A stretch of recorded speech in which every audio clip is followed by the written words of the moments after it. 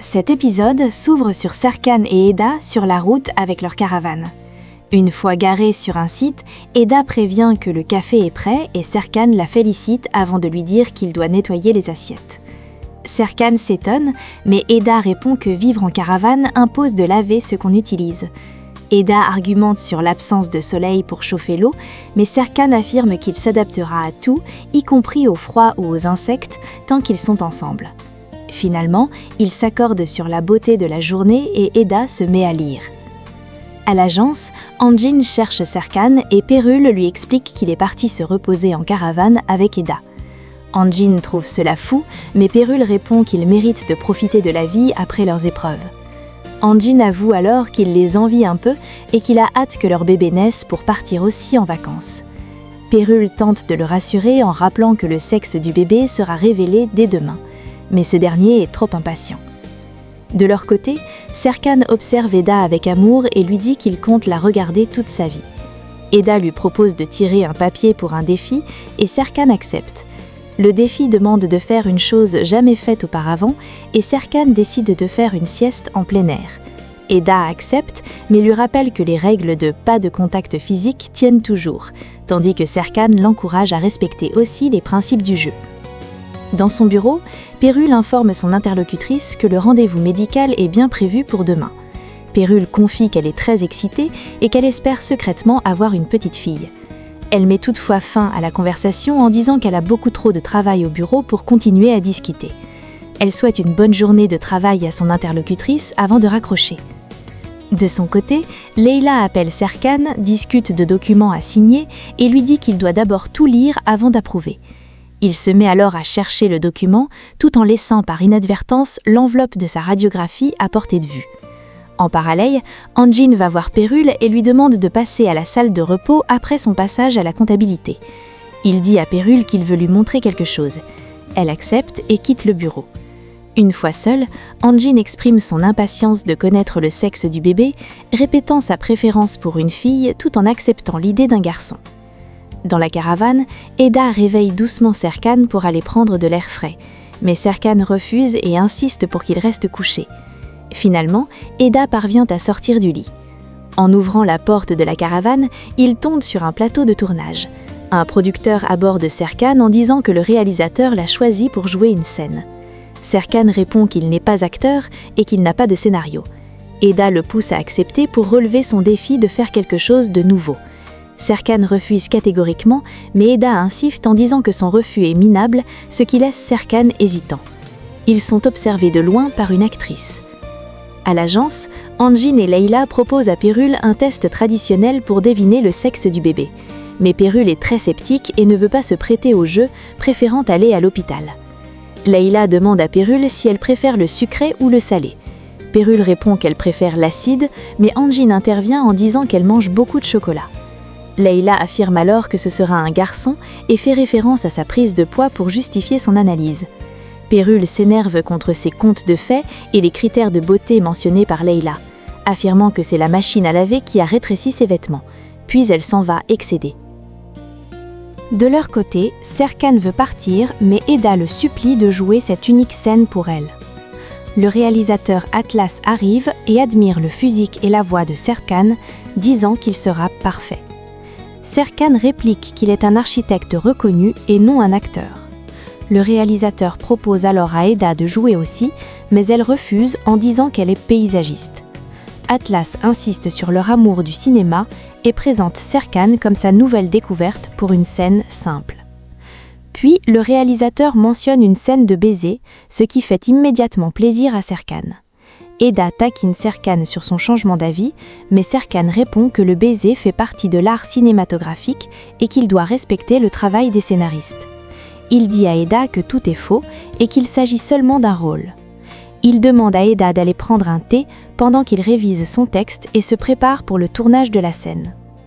Plus loin, une actrice s'approche de Serkan pour répéter le baiser.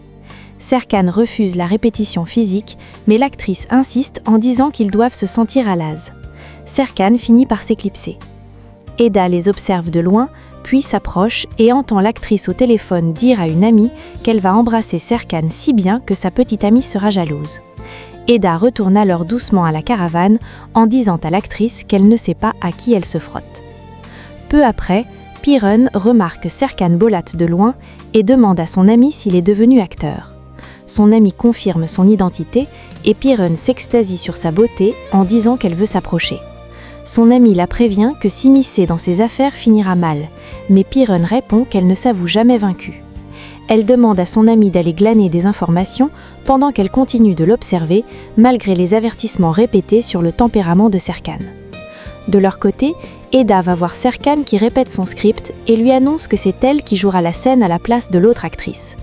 Serkan demande ce qui est arrivé à la comédienne prévue et Eda répond qu'elle l'a envoyée dans une voiture vers une mauvaise destination. Serkan propose de la rappeler, mais Eda veut essayer l'expérience, quitte à briser sa règle. Le réalisateur Atlas arrive et leur explique l'intrigue. Serkan doit quitter la protagoniste pour Eda, provoquant la tristesse de la première.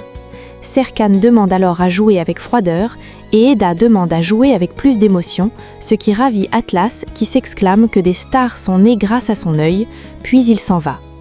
Juste après, l'ami de Piron annonce que la star de la série arrive et Serkan demande qui elle est. L'ami explique que c'est une actrice dont les séries battent tous les records d'audience et la montre du doigt, habillée en rouge. Serkan répond qu'il préfère les documentaires et ne la connaît pas. Eda, en revanche, reconnaît la jeune femme rousse et se souvient que sa tante aimait beaucoup l'une de ses séries. L'ami lui demande alors de se préparer pour tourner la scène finale et s'en va. Une fois seule, Eda propose à Serkan de demander au réalisateur d'annuler la scène du baiser si elle n'est pas nécessaire. Serkan répond que bien que la scène puisse techniquement être retirée, elle doit avoir une importance capitale pour l'histoire. Il dit que les scénaristes ont sûrement travaillé des mois dessus. Eda finit par accepter l'idée en disant qu'ils devront donc s'embrasser pour respecter l'art et le script original. À l'agence, Engin va voir Leila et lui demande si elle entend vraiment un garçon. Leila confirme et ajoute que Piron veut vraiment un garçon. Elle explique que Piron nie ses changements physiques et la croissance de son ventre car elle est focalisée sur cette envie. Elle ajoute que Piron a l'air plus fatigué et a perdu l'éclat de sa peau, signe traditionnel d'un garçon. Elle encourage Engin et lui dit que l'essentiel est que le bébé soit en bonne santé, tout en confirmant ses prédictions, puis elle s'en va. Une fois seule, Engin exprime sa déception par rapport à ses attentes initiales, mais finit par se raisonner. Il se dit qu'un bébé est toujours une bénédiction, quel que soit son sexe. Il conclut que cela n'a finalement pas d'importance, tant que l'enfant vient au monde. Pendant ce temps, le tournage commence, et l'actrice demande à Serkan s'il aime vraiment Eda. Serkan répond que c'est l'amour de sa vie. Le réalisateur interrompt la prise pour demander à Serkan de mettre plus d'intensité et d'émotion dans son regard au lieu de rester indifférent. Après les consignes, ils reprennent la scène. L'actrice repose la question et Serkan répète, les yeux fermés, qu'Eda est l'amour de sa vie. Atlas intervient encore et essaye de motiver ses acteurs en expliquant que la tension doit couler comme une cascade. Serkan est interrompu par son téléphone, ce qui agace le réalisateur qui exige une amende sous forme de goûter pour l'équipe. Eda propose de payer avec sa carte. Le réalisateur demande à Serkan de montrer qu'il est l'invincible homme amoureux. Serkan affirme qu'il l'est, mais lors de la prise, il se trompe de prénom en appelant l'actrice Berna au lieu de Bella, ce qui force une nouvelle interruption. L'actrice propose alors à Serkan de réviser le dialogue dans sa loge, mais Eda intervient jalousement en suggérant de le faire plus tôt dans leur caravane. Après la micro-pause, le tournage reprend. Serkan et l'actrice reprennent la scène, mais elle manque toujours de passion. À la prise suivante, le réalisateur s'énerve car Serkan ferme trop les yeux et sourit trop, ressemblant à un chat. Serkan demande si Eda doit aussi être amoureuse de lui dans le script. Finalement, ils réussissent la scène et arrivent jusqu'au baiser. Ils veulent s'embrasser plusieurs fois, mais le réalisateur refuse, malgré qu'Eda dise qu'ils sont vraiment ensemble. Puis, après plusieurs interruptions, Serkan demande s'ils peuvent s'embrasser pour de vrai maintenant, affirmant qu'il a tout sous contrôle, mais le réalisateur décide de passer à la suite. Pendant la pause, Peril a rejoindre Serkan et Eda qui sont en train de se reposer. L'actrice s'approche alors pour demander un café. Eda réplique sèchement qu'il ne reste plus rien à part elle. L'actrice insiste pour parler à Serkan, son partenaire de scène. Eda accepte mais impose que la discussion soit collective. Elle finit par s'installer avec eux pour surveiller Serkan, tout en lui disant de faire attention à ne pas attraper froid, marquant ainsi son territoire face à la comédienne. Pendant ce temps, Aydan et Kemal discutent de leur relation passée. Aydan avoue que se promener avec lui rappelle des souvenirs douloureux et qu'elle n'est pas sûre que le Kemal du présent ne lui fera pas de mal. Kemal lui promet qu'il a changé et qu'il rêve de revenir avec elle depuis des années. Aydan finit par accepter de lui donner une seconde chance, ce qui rend Kemal fou de joie. Elle lui demande cependant de rester discret, car Serkan, très protecteur, est sensible à ce sujet. De leur côté, l'actrice s'incruste dans la conversation d'Eda et Serkan, les remerciant pour leur compagnie. Elle s'étonne qu'ils aient quitté leur travail pour jouer dans un film et demande à connaître leur histoire. Eda répond que leur récit est bien trop long et compliqué pour être raconté sans les ennuyer jusqu'à la nuit. L'actrice propose alors de dîner le soir même ensemble. Serkan hésite, mais Eda refuse poliment en prétextant une grande fatigue après des journées très intenses, souhaitant surtout éviter de passer plus de temps avec elle. Puis, l'actrice reçoit un appel et doit s'en aller. À l'agence, Leila discute avec Peril du fait qu'Engin semble obsédé par l'idée d'avoir un garçon. Peril se rend compte que son mari a insisté sur ses envies de sucre pour confirmer ses propres espoirs. Leila explique qu'Engin préfère un fils, mais qu'il aimera sa fille tout autant.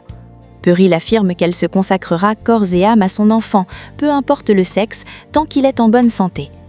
Puis, Leila s'en va, tandis que Peril conclut en disant qu'elle continue de penser, par intuition maternelle, que ce sera une fille.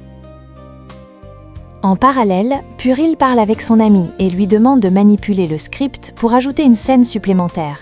Son objectif est de forcer Serkan Bolat à revenir sur le plateau de tournage pour passer plus de temps avec lui. Son amie demande si elle doit le suivre, et Peril lui ordonne de prendre une caméra pour espionner Serkan en permanence. Elle veut être tenue au courant de ses moindres faits et gestes. Dans la caravane, Eda taquine Serkan sur le fait qu'il semble avoir beaucoup apprécié l'actrice. Serkan se défend en disant qu'il n'a rien dit sur elle, mais Eda réplique qu'elle peut lire dans ses pensées et qu'il y pensait forcément. Elle trouve la situation pénible et se montre protectrice. Serkan tente de calmer le jeu alors qu'ils sont interrompus par l'arrivée de quelqu'un. L'assistante de production apporte de bonnes nouvelles à Serkan. Le réalisateur a tellement aimé sa performance qu'il veut lui donner un rôle plus important. Serkan est incrédule et demande si le réalisateur a vraiment aimé son jeu d'acteur. Le producteur affirme que tout est déjà organisé et qu'un refus mettrait l'équipe dans l'embarras. Eda demande pourquoi ce changement soudain. Serkan finit par accepter à contre-cœur et Eda rejette la faute sur Peril et sur les circonstances du tournage qui les dépassent. Plus tard, Aydan et Kemal arrivent dans un bel endroit pour dîner. Ils sont très enthousiastes à l'idée de partager ce moment ensemble. De leur côté, Eda informe Serkan qu'il n'y a plus rien à manger à part des spaghettis, et ce dernier propose alors d'aller manger quelque part. Eda se désole qu'ils fassent pitié en tant que voyageurs, car ils n'ont pas tenu un jour dans la caravane sans chercher un restaurant. Serkan la rassure en disant que la liberté, c'est justement de pouvoir manger où l'on veut. Il décide alors d'aller manger là où l'équipe de tournage a tourné ce matin après s'être changée. Au restaurant, Aydan et Kemal discutent de leur amour éternel. Kemal dit que les âmes qui s'appartiennent finissent toujours par se retrouver. Ils se promettent de ne plus jamais se séparer, savourant ce moment de calme loin de tout. Alors qu'ils s'installent, Serkan et Eda tombent nez à nez avec Aydan et Kemal. Serkan demande avec surprise ce qu'ils font là. Aydan répond qu'ils sont là pour dîner et demande à Serkan ce que eux font ici. Eda répond qu'ils ont décidé de passer quelques jours en caravane. Kemal invite à s'asseoir pour dîner tous ensemble. Eda accepte, trouvant que la vie est pleine de hasards merveilleux. Mais Serkan insiste pour savoir pourquoi ils dînent ensemble et Aydan répond qu'ils sont venus pour le poisson réputé du restaurant. Serkan remarque ironiquement que sa mère mange du poulet alors qu'elle vante le poisson. Kemal dit que c'est une nouvelle recette de l'établissement et revient sur le sujet de la caravane. Au même moment, Peril arrive au restaurant et prétend être surprise de trouver tout le groupe. Aydan l'invite poliment à se joindre à eux. Peril accepte en disant que la présence du groupe empêchera ses fans de l'importuner. Serkan avoue qu'il pensait être tranquille dans ce restaurant, mais qu'il s'est trompé. L'ambiance devient légèrement tendue avec l'arrivée de l'actrice qui s'immisce à nouveau dans leur cercle privé. Chez eux, Engin apporte un thé à Puril et l'appelle « mon fils » par habitude. Puril le reprend et lui demande s'il serait déçu d'avoir une fille.